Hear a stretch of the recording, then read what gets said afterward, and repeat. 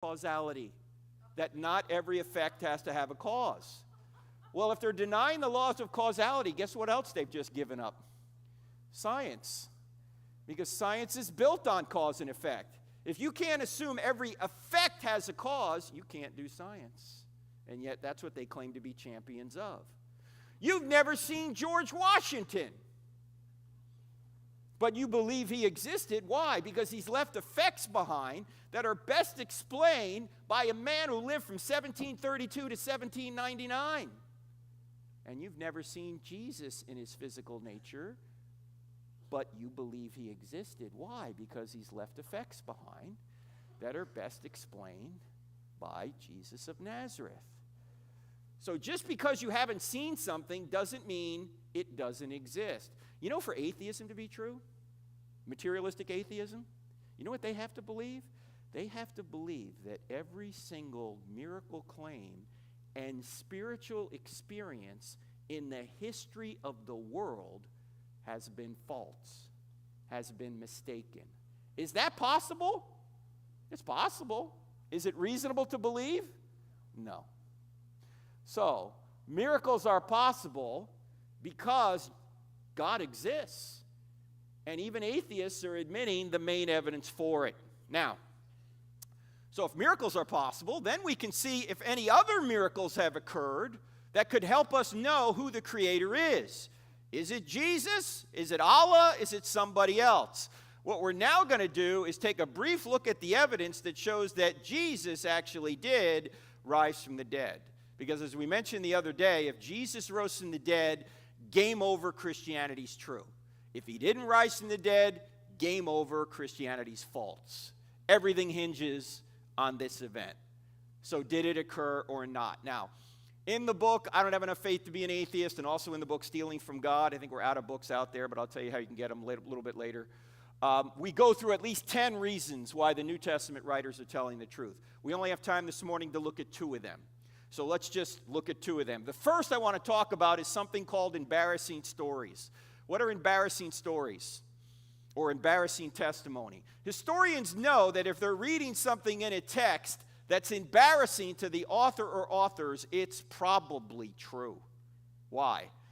Because you're not going to invent things that make you look bad. You're not going to invent things that make you embarrassed. You might invent things that make you look good, but you won't invent things that make you look bad. In fact, let me ask you guys a question in here. How many people have ever lied to make yourself look good? If you don't have your hand up right now, you're lying to make yourself look good, and it's not working. We know you're lying. All right, how many people in here have ever lied to make yourself look bad, to embarrass yourself? No, you don't do that. You might lie to make yourself look good, but you won't lie to make yourself look bad. Now, the New Testament writers have filled the New Testament with embarrassing stories they never would have invented. That's why we call this the duh factor. They're not making this up. By the way, the Old Testament does it as well, but let's just look at the New Testament. Notice, with regard to some New Testament characters and stories, these are extremely embarrassing. Peter, for example, is called Satan by Jesus. Peter's their leader. You think Mark, who wrote this down at one point, said to Peter, "Hey, Pete, I'm going to make this a real interesting story. I'm going to have the Lord call you Satan." What do you think Peter would have said? Have him call you Satan. Look, I'm the leader here. This doesn't look good. And then Peter says, "Oh, Lord, I'll never deny you." What does he wind up doing? He denies him 3 times. And at the crucifixion, all the disciples, maybe with the exception of one, they all run away. This is like a Monty Python movie. Run away! They all run away. And who are the brave ones? The women. The women are the brave ones. Now, who wrote the New Testament documents down? Men. Now, what man is going to invent that he was hiding for fear of the Jews why the women went down and discovered the empty tomb? Would any man in here invent that? No, if I was there, I'd invent it to make myself look good, wouldn't you? I mean, I'd write down something like this. We marched right down there and we overpowered that elite Roman guard. Yeah, that sounds pretty good. What do you think? John said, "Get out." Peter roundhouse kicked him. Thomas said, "We'll be back." No doubt. And then on Sunday morning, we marched right down to the tomb, and we saw Jesus, who congratulated us on our great faith. And then we went and comforted the trembling women. I would never say I was Mr. Sissy Pants. Why the women went down and discovered the empty tomb. And oh, by the way, why would you never say the women were the first witnesses in that culture? Forget about the fact it was embarrassing to men. It was, but independent of that, why would you never say the women were the first witnesses at that time? That's right, because a woman's testimony was not considered on par with that of a man. So if you're making up the New Testament story, you'd only have the men be the first witnesses. Yet all four Gospels say the women were the first witnesses, which is telling us what? They really were. In fact, one of the women witnesses was a formerly demon-possessed woman. Oh, what a great witness you got there. That's very credible. They're not making this up. I actually had a woman come up to me once and she said, "Frank, I know why Jesus appeared to the women first." I said, "Why?" And she said, "Because he wanted to get the story out."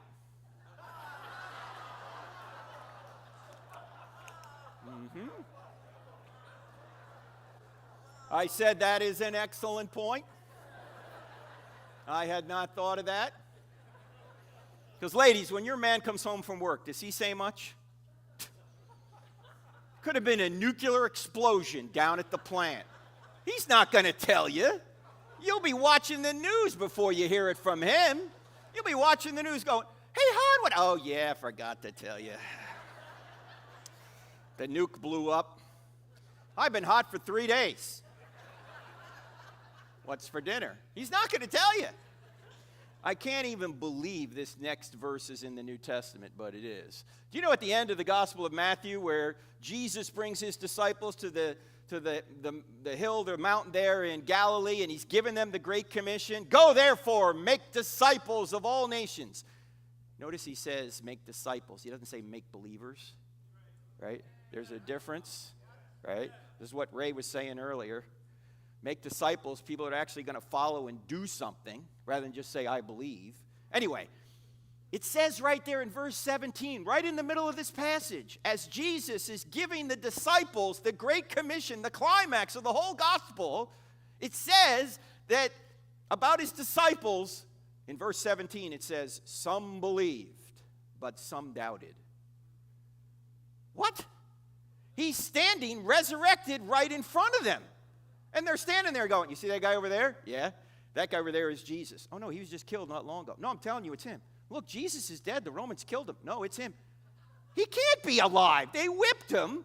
They put nails in him. They put a spear in his side. Blood and water came out. If they didn't kill him and he survived, they would have been killed. I'm telling you, Jesus is dead. "No, it's him." "It can't be." "It is." "How do you know?"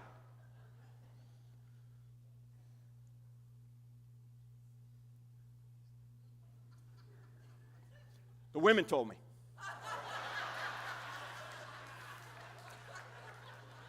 They're not making this up. There's even potentially embarrassing details about Jesus in there. Jesus is considered out of his mind by his own family who want to seize him and take him home. This is in Mark chapter 3. His family thinks he's nuts. They want to take him home. Now, you may have heard the scholars say that the New Testament writers invented Jesus to be God. Oh, really? Then why is Mark chapter 3 in there, which is almost universally recognized to be the earliest gospel? His family thinks he's crazy. His own brothers don't believe in him. That's embarrassing. In fact, we learn later that Jesus' half-brother James dies as a martyr in the city of Jerusalem. He was the pastor of the church in Jerusalem. And in 62 AD, the Sanhedrin, the Jewish ruling council, threw him off the Temple Mount and then stoned him to death. Now, where do we learn this? We don't learn this from the New Testament documents. They don't tell you this. You know who tells us this? Josephus, the Jewish historian who lived from 37 AD to about 100 AD. He was probably in Jerusalem when this happened. He tells us, and another writer, Hegesippus, who wrote later, said, This is what happened to James. Now, why would James, who, when Jesus walked the earth, didn't think his own brother was God, why would he 30 years later in the same city that Jesus is alleged to have risen from the dead in, die as a martyr for his brother when 30 years prior to that he didn't think his brother was God? You know who tells us? Paul hints at it when he says in the earliest evidence for the resurrection in the entire Bible, which is a creed, something that was memorized and passed orally before it was written down, 1 Corinthians 15, verses 3 to 8. 1 Corinthians 15, verses 3 to 8 is the earliest evidence for the resurrection in the entire Bible. It says in there to whom Jesus appeared.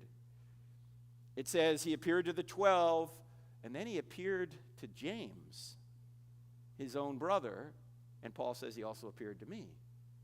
That must have convinced James that Jesus was indeed God, right? I mean, before Jesus rose from the dead, Jesus said, or James said, yo, bro, you're not God. After Jesus rose from the dead, he said, yo, bro, you're God, right? Now, how many people here have a brother? All right, how many people here have a brother who thinks he's God? Yeah, you don't believe in him either, right? Neither did James. Jesus is called a drunkard. Jesus is called demon-possessed. You think they made that up? Yeah, they're calling the Lord demon-possessed. Jesus is called a madman. He has his feet wiped with the hair of a prostitute, which easily could have been seen as a sexual advance. And oh, by the way, notice there are two prostitutes in Jesus' bloodline. The Messiah's bloodline, who are they? Rahab and Tamar. Tamar plays a prostitute. Now, do you think Matthew or Luke, when they wrote down the genealogy, said, you know what? I really think we ought to spice up the Messiah's bloodline a little bit. Let's put a couple of prostitutes in there. No. That wouldn't make any sense. In fact, there's a lot of shady people in the Messiah's bloodline. They would never invent this. Judah, from where we get the term Jew from, not a good guy. Who is Judah? Judah sold Joseph into slavery. He was just not a good guy. Yet Jesus comes from the tribe of Judah. Judah is an ancestor of Jesus. David's in the bloodline. David, a man after God's own heart. Yeah, but he's a liar, adulterer, and a murderer. Gee, I guess there's hope for the rest of us then, huh? Bathsheba's in the bloodline. In fact, when Matthew gets to her in the genealogy, he won't even mention her name. What does he say instead? Uriah's wife. He's telling the truth, but it's a slam, right? Who's Uriah? Husband of Bathsheba, whom David had killed so he could have Bathsheba. He's telling you the truth, but he's pointing out, this is embarrassing in the history of Israel. There's just a lot of embarrassing things that they never would have invented. And then Jesus is hung on a tree. If you want to make up a Messiah to the Jews, you don't hang him on a tree. Why? Because to be hung on a tree is to be under God's curse, according to Deuteronomy 21:23. Well, Jesus was under God's curse. What curse? The curse of sin. We put him under. But if you were making this up, you wouldn't say this. In fact, think about the two trees in Genesis. What are the two trees? The tree of life and the tree of the knowledge of good and evil. Then go all the way to the end of the Bible. The Bible is very symmetrical. What's the tree in Revelation? The tree of life. I think there is a tree in between those. The tree in between those is the tree upon which they hung Jesus. Because since we sinned at the tree of the knowledge of good and evil, the only way we're ever going to gain access again to the tree of life is through the sacrifice Jesus made on the tree on which he was hung. That's the only way we're going to make it back. But if you're making all this up, do you say any of this? And there's even a lot more in the Old Testament. You guys may know Dennis Prager. You know who Dennis Prager is? A very conservative Jewish man, radio host. He says the reason he believes the Old Testament is true, the primary reason is nobody would make this stuff up about themselves.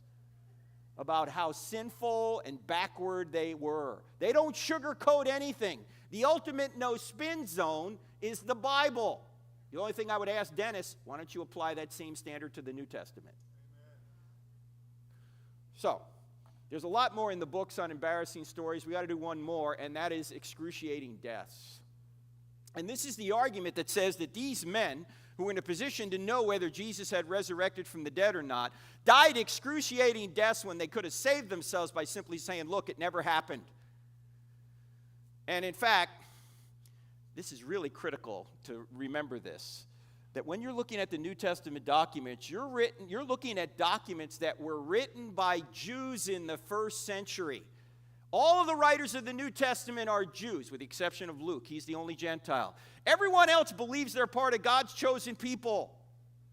The question is, why would they invent a resurrected Jesus? In fact, those people believed two things couldn't happen. Number one, a man could not claim to be God. That would be blasphemy. And number two, they didn't think somebody would rise from the dead in the middle of time. They thought we'd all rise from the dead at the end of time, according to Daniel 12. But they didn't think somebody would rise from the dead in the middle of time. And now here are these Jews abandoning their ancient beliefs and saying, a man claimed to be God and rose from the dead.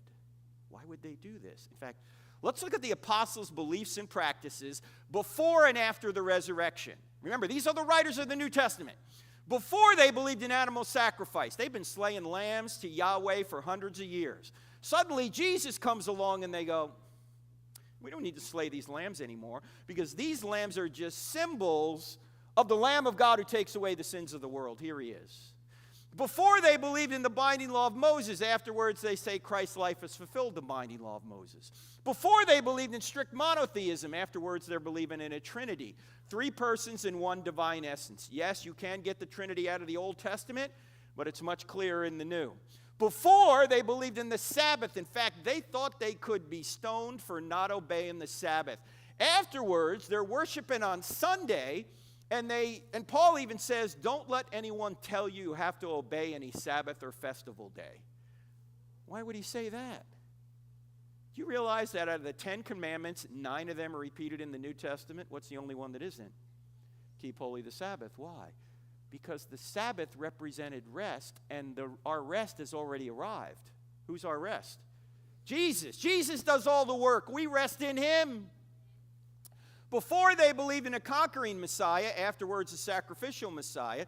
Before they believed in circumcision, afterwards they believed in baptism and communion. Now, ladies and gentlemen, what would cause these pious Jews who thought they were God's chosen people to abandon everything on the left and adopt everything on the right virtually overnight? The only thing I can think of is what psychologists call an impact event. What's an impact event? An impact event is an event that occurs in your life that is so dramatic, so impactful, that it can turn your perspective around 180 degrees overnight. Some impact events are so dramatic that although you might not remember what you had for breakfast this morning, you'll remember an impact event that happened 5, 10, 20, 30, 40, 50, 60 years ago if you're old enough. In fact, there'll only be some of you in this room that can answer this question, but I'm going to ask it anyway. If you can remember where you were and what you were doing November 22nd, 1963, raise your hand and hold it up high.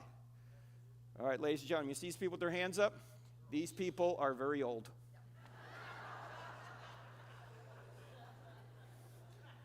November 22nd, 1963 is my earliest memory. I was 2 years old in 2 days. Yes, I'm 61 years old now. I know, I don't look a day over 60. In fact, when I hit 50, my wife was very encouraging. She said, honey, you're going to live to be 100. I said, how do you know? She said, because you look half dead already. Anyway, so I'm 2 years old in 2 days. I'm a toddler. I'm standing in the living room in our home in Wanamassa, New Jersey, and my mother is sitting on an ottoman in front of a black and white TV, weeping uncontrollably. Mommy, what's the matter? What's the matter? They killed the president. They killed the president. President Kennedy assassinated that day. I had never seen my mom cry like that. So it impacted me. I can still see her in my mind right now when she was 26 years old, sitting on that ottoman. She's 85 today. I just saw her last night because she lives in Estero, down the road here. But she's 85. But I can see her when she was 26. Impact event. I don't remember anything before that and very little after that. Where were you when the second plane hit the tower? I was in my home office where I live just south of Charlotte, North Carolina. I had the TV on behind me, and I was on the phone to a pastor in the north side of Charlotte, and we were talking about what the topic would be if I came to his church to speak. And I said, "Do you have the TV on?" He goes, "Yeah." I go, "Maybe the World Trade Tower got hit by a Cessna or something." You know, that had happened before, that kind of thing. And so my back's to the TV, and we're talking, and he says, "The second tower just got hit." I turned around, I look at the TV, the second tower's on fire. I said, "Was it a Cessna?" He goes, No, it was like a United plane. It was a passenger plane." I said, "You just saw that?" He goes, "It was on live TV." I said, "Look, let me call you back." Hung up the phone, and for some reason that morning I had CNN on. The Communist News Network. And I'm not making this up, but the commentator on CNN actually said, "One has to think there's some sort of navigational error here." I said, "You dimwit. This is the clearest day in the history of the Big Apple. What do you think, pilots can't see where they're going? You think Stevie Wonder's flying these planes? I mean, come on. This is terrorism." I called the pastor the next day. I said, "We're going to come to your church and talk about Islam, because that's what this is related to." Now, 9/11 was over 21 years ago.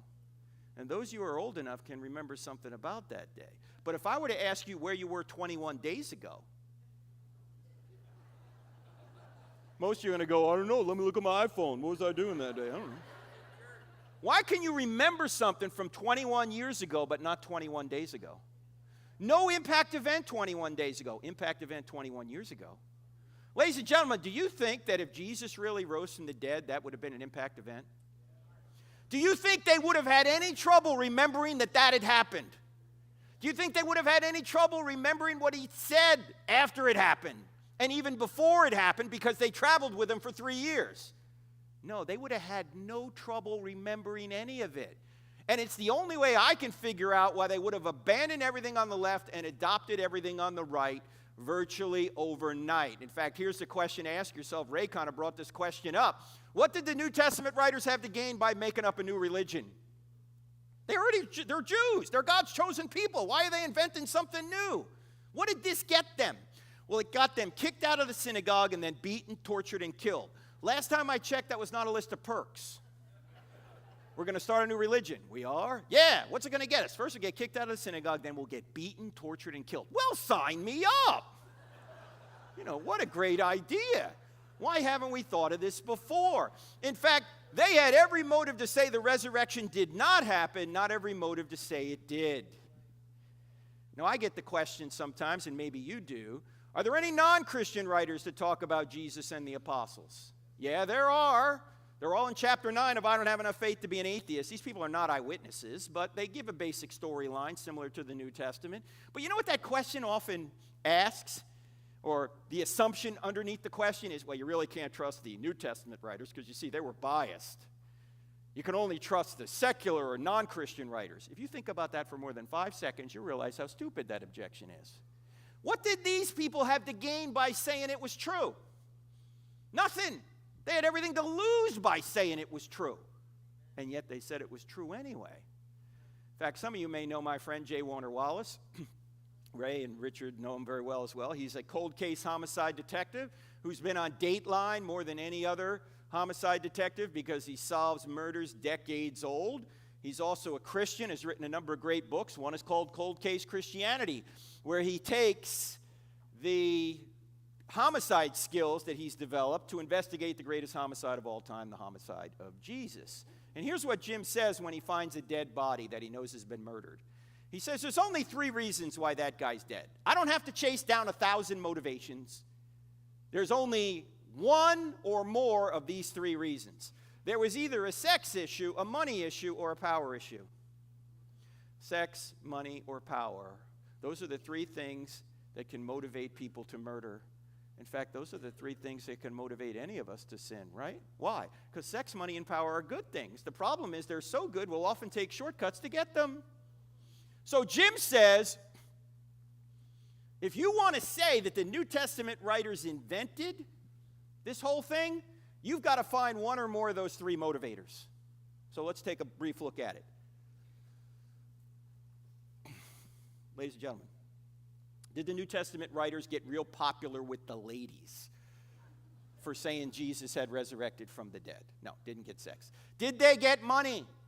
No, they weren't 21st century prosperity gospel preachers. Did they get power? No, they got the opposite of power. They got persecuted. Paul had power when he was Saul and he was persecuting the church. As soon as he becomes a Christian, he's the one persecuted. They didn't get sex. They didn't get money. They didn't get power. They're not making this up. In fact, why would they die for a known lie? You say, wait a minute, Frank, time out. If you're going to say that martyrdom is evidence for Christianity, don't you have to say that martyrdom is evidence for Islam? No. Why? Because there's a lot of differences between the Muslim martyrs of today and the New Testament martyrs of New Testament times. But let me just give you one difference for our purposes here. The Muslim martyrs of today haven't witnessed anything that tells them that Islam is true. They just have faith. The New Testament martyrs, on the other hand, witnessed Jesus rise from the dead. They saw Jesus. They touched Jesus. They ate with Jesus. They verified with their own senses that Jesus had risen from the dead. Some people will die for a lie they think is the truth. Nobody will die for a lie they know is the truth. Or I should say it another way. No one will die for a lie they know is a lie. And the New Testament writers were in a position to know it was a lie, whether it was true or not, and they went to their deaths anyway. It must have really been true. Now, what I'm about to say might sound like heresy, but it's not. Stick with me.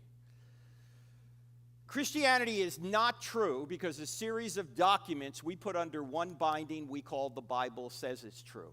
In fact, Christianity would be true if the Bible never existed. You say, how can that be? Because Christianity did not begin with a book. Christianity began with an event, the resurrection. Do you realize there were thousands of Christians before a line of the New Testament was ever written? You realize that? Why? Because they witnessed an event. They didn't read a book. There would be no book if there wasn't the event. What are Jews inventing this resurrection story for? To get themselves beaten, tortured, and killed? No, they're not making it up. In fact, you could put it this way. The New Testament writers did not create the resurrection. The resurrection created the New Testament writers. You wouldn't have books written by Jews in the first century saying a man claimed to be God and then rose from the dead unless a man claimed to be God and rose from the dead. Now, thankfully, they did choose to write it down so we could know about it and we could therefore align our lives according to it. But it would be true if they had never written it down. We just wouldn't know about it. You see the point here? Christianity did not begin with a book. It began with an event. And all you need to do is to see if that event occurred. Now, there's a lot more in the books. We can go through all these points here. And I've shown you about, over the past 3 days, probably 50 or 60 slides, but I want to send you the entire PowerPoint presentation. It's 360 slides. All you need to do is text this word evidence to 855-909-0582. 855-909-0582. Text the word evidence to that phone number, 855-909-0582. I'm going to send you the entire PowerPoint presentation in a PDF format. In fact, I'm going to send you about 6 or 7 different PowerPoint presentations that you can look at your leisure. Now, I think we've run out of books on the book table, but you can still order it. And I want to point out, if you do order the books or the DVDs, all the proceeds from the sale of the books and the DVDs will go to feed needy children. Mine. Okay? Just so you know. All right? This book, I don't have enough faith to be an atheist. We ran out of, but if you pay for it now, we're going to send it this week, and we hope it'll be here next Sunday. You can pick it up so you don't have to pay shipping or any of that, okay? It'll just be at the table. You just give them your name and say I already paid for it, okay? You can also get the 12-part DVD series. That's about 7 hours of teaching. Some of you in this church have actually taught from this DVD series. And if you go to our website, you can get books, teacher books, student books. New book out there, Hollywood Heroes, How Your Favorite Movies Reveal God. If you want a fun way of getting a young person in particular into this material, you might want to check that book out. Again, we don't have it there, but you can order it. So let's just summarize what we've covered here so far. Stand by for vectors, Victor. All right.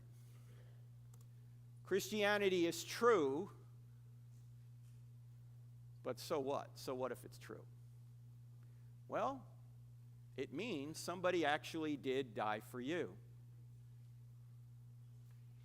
Now, when I was in the Navy, which, by the way, stands for Never Again Volunteer Yourself, I was in naval aviation, so we had to earn golden wings, which were fairly hard to earn.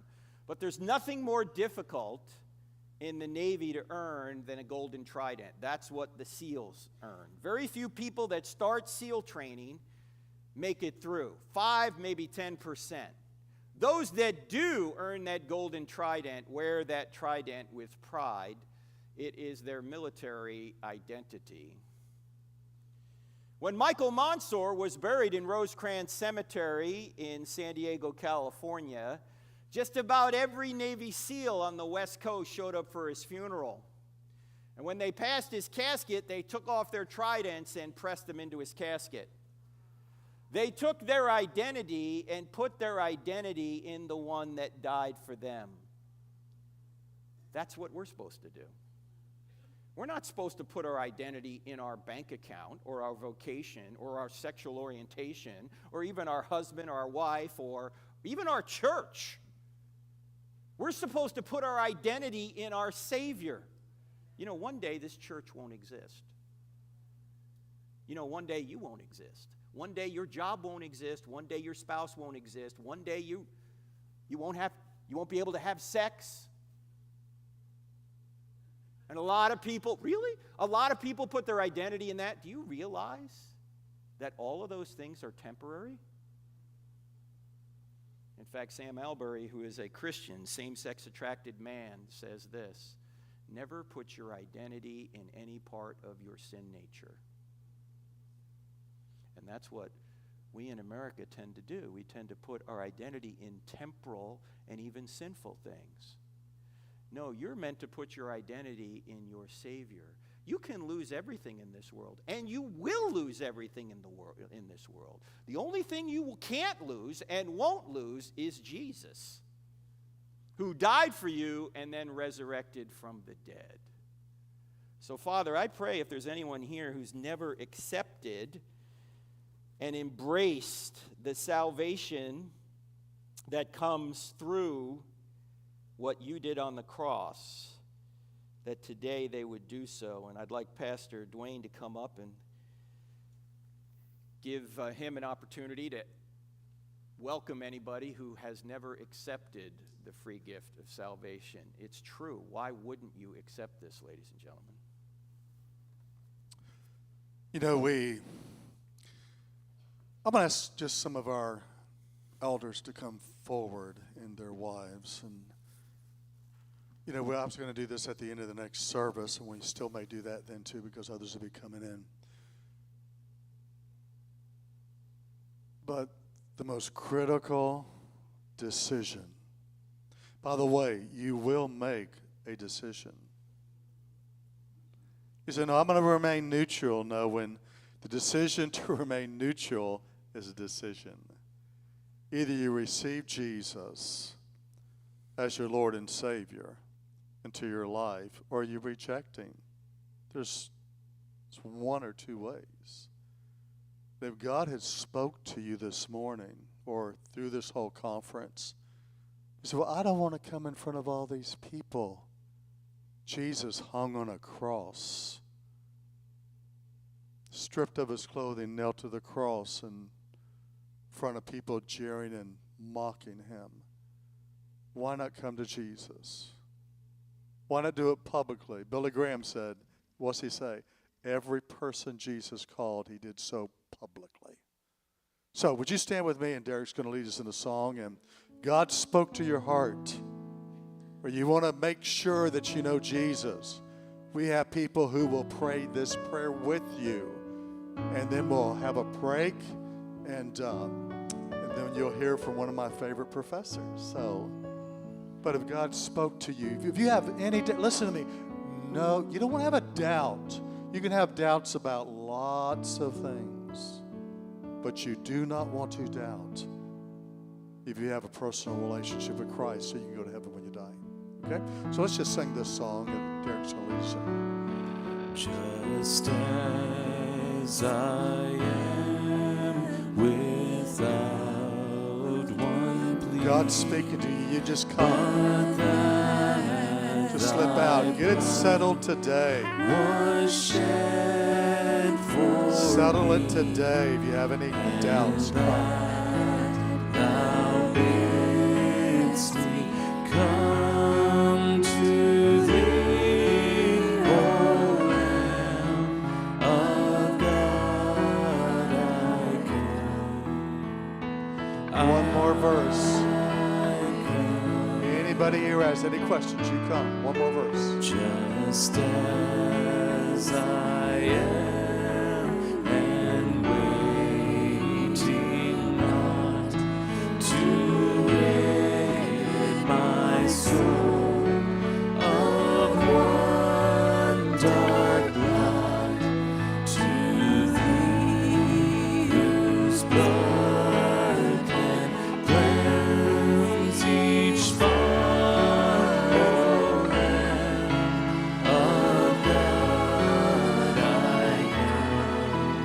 I love this chorus with this new song. Sing this chorus as a testimony to God. I come broken to be mended. I come wounded to be healed. I come desperate to be rescued. I come empty to be filled. I come guilty to be pardoned by the blood of Christ the Lamb. And I'm welcomed with open arms, praise God, just as I am. Well, it appears all of you know Jesus. I hope that's the case. But if not, there'll be another invitation after our next speaker. Have you enjoyed Dr. Frank Turek this week? Can I say one more thing? You know, when you do a message like this, a lot of times it raises more questions than it answers, because you're saying Jesus is the only way, right? And what about those that have never heard? Don't leave, because that's what Dr. Richard Howe is going to talk about. What about those that have never heard? That's the next session. I also want to mention, I have to go catch an airplane here, so I'm only going to be here till about noon. If anyone wants a book, get it now during the break, because I'll be gone after the next break, okay? Thank you. Thank you very much. What a privilege to have Dr. Turek. Amen. Well, guys, and yes, what about those who've never heard? Big question. And again, one of my favorite professors. Can't say my favorite because I'm still waiting for graduation, so.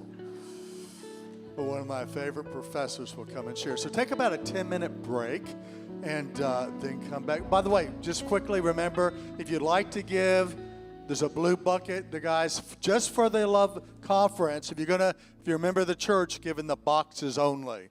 Love offering, all for the